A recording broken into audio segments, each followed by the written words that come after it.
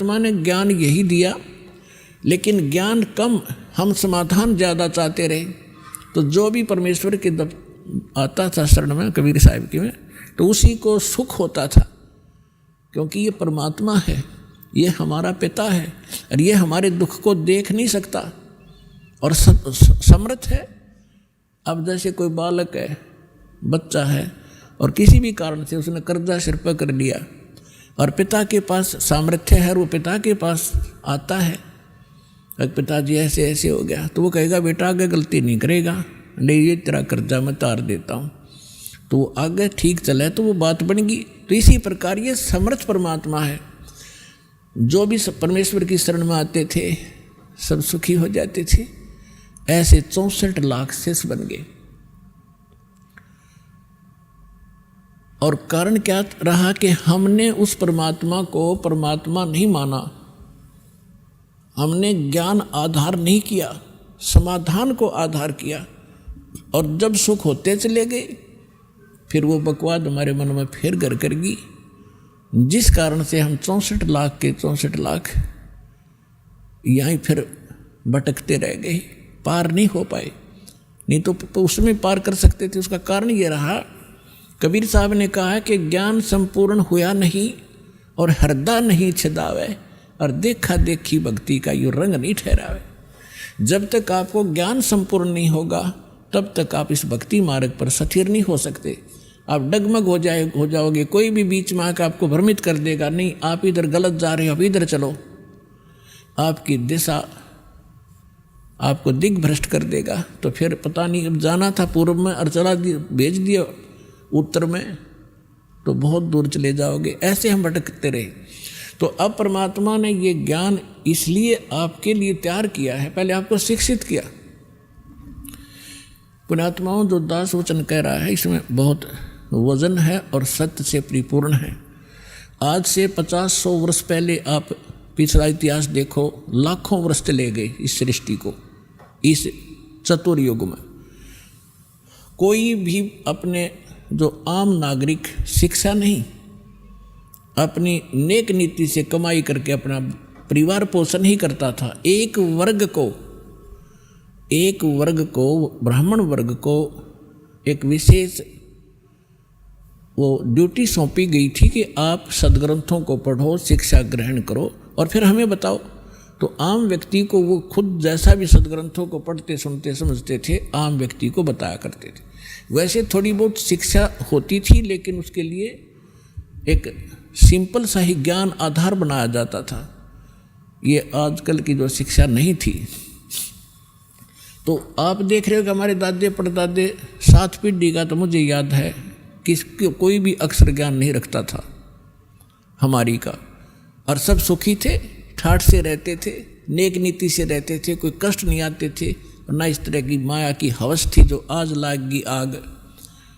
तो परमात्मा ने वो इसलिए शिक्षित नहीं बनाया था कि ये बेईमान बना देती है। ये शिक्षा आपके अंदर अभिमान पैदा कर देती है। थोड़ा सा कोई पोस्ट प्राप्त कर लेता है, कोई अधिकारी बन जाता है, काख फूल जाती है उसकी, अरकल ना दरंग मार जा, पैरालाइसिस हो जा, मुँह मगमाखी बड़े और लकड़े, कहाँ गई वो कहाँ गई वो बकवाद। तो जब तक जीव को अपने औकात का पता नहीं लगेगा, ये ठोकर पर ठोकर खाओगा। और सबसे बड़ा दुख और सबसे बड़ा बाधक भगवान के मार्ग में अभिमान होता है।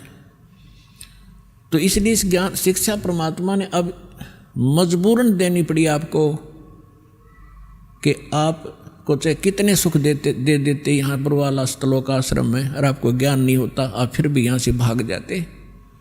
अब पहले आपको ज्ञान से रंगा जाता, आपको इसलिए बुलाया जाता है कि आप रह कर यहाँ आए, और आपको यहाँ आने से बहुत लाभ होता है। आप जैसे आप सत्संग के लिए तैयारी करते हो, 4-5 दिन पहले तो अपने घर की सेटिंग करने लग जाते हो कि मैंने 2-3 दिन सत्संग में जाना है। तो वो भी आपके पुण्य शुरू हो गए, भगवान के लिए ही आपने किसी कोई भी सेटिंग की। फिर यहाँ आते हो, यहाँ तो दंडवत प्रणाम करते हो, 2 पैसे दान भी करते हो। ना तो ये पैसा कितने डॉक्टरों का लगाओ, ना कोई लेकर ना दे, वो लेकर भाग जाता, या कहीं और कोई पशु बिगड़ जा, या कोई और बिजनेस में हानि हो जाती, वो पैसा आपके पास नहीं रहना था। और इस दान करने से आपकी हानि में भी बचाव होगा, आपके पुण्य साथ बनेंगे। और ये ज्ञान यज्ञ रूपी सत्संग से आपको ओत प्रोत किया जाता है। तो ये सब प्रकार के पुण्य पांचों यज्ञ आपसे करवाई जाती हैं। आपको यहाँ बुलाने का उद्देश्य ये है कि आप इस ज्ञान को समझें और भक्ति के अंदर आपकी श्रद्धा बढ़े और आप पुण्य युक्त हों। आप यहाँ आते हो 3-4 दिन, जैसा भी जिसका दाव लगता है परमात्मा की दया से, तो यहाँ फिर आप सारी क्रियाएं करते हो। सुबह का नित्य नेम भी कर लेते हो, मंत्र भी करते हो, सेवा भी करवाते हो, आरती भी सुनते हो, रामायणी भी कर लेते हो, फिर प्रणाम करते हो रह कर, फिर अपने भाई बहनों से मिलते हो जिनको यहाँ सुख हुआ है। तो आपका दृढ़ता आती है आपको कि सचमुच मेरा भी काम बनेगा जब इनके साथ ऐसा सुख हुआ। इसलिए आपको बुलाया जाता है। और यहाँ आने से कहते हैं संत मिलन को चालिए तज मायाभिमान, और जो कदम आगे रखे ओहे यज्ञ समान। अब इस सतलोक आश्रम बरवाला में की तरफ आप जब भी रुझान बनाते हो, वहीं से आपके पुण्य प्रारंभ हो जाते हैं। और आप कितने भक्तिहीन हो चुके हो ये अंदाज़ा लगा लेना। आजीवन आप यह भक्ति करते चलोगे, तब जा कर के आप सतलोक जाने योग्य पुण्य युक्त हो पाओगे। तो आप कितने, जब सतलोक से आए थे तब आप कितने पुण्यकर्मी प्राणी थे। इस काल के होटल में आकर आपने सारी पूंजी का नाश कर दिया, आप एक भिखारी बन गए। गरीबदास जी कहते हैं उत्तर दक्षिण पूर्व पश्चिम तो फिरदा दाणे दाणे नू, और सर्व कला सतगुरु साहिब की हरियाए हरियाणे नू। तो हर एक दाने के लिए धक्के खाते, और को इंग्लैंड में जा रहे, हर को अमेरिका में धनी बन काऊंगा। आपने यही धनी बना दिया परमात्मा, जो नीत साबित होता है। करके देखो, भक्ति 100 सुख देगा, 100 बरकत देगा, 100 प्रकार के आपकी हानि टाल देगा, यही सुख हो गया। और फिर धन का करोगे क्या तुम? जब आपको ये अध्यात्म ज्ञान होगा, फिर आपको केवल गीता अध्याय नंबर 7 के श्लोक नंबर 29 याद रहेगा। गीता ज्ञानदाता कहता है कि जो प्राणी मेरे इस ज्ञान को आश्रय रख करके तत्वदर्शी संत की खोज कर लेता है,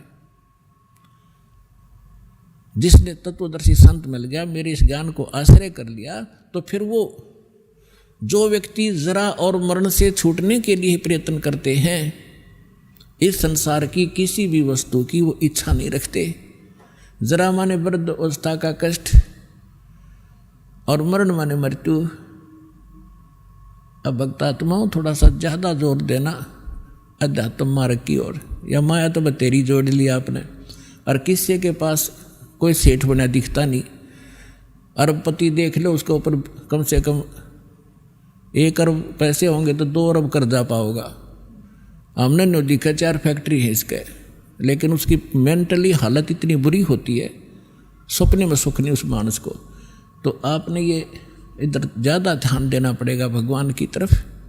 इस मार्ग के ऊपर आपने आगे बढ़ना पड़ेगा।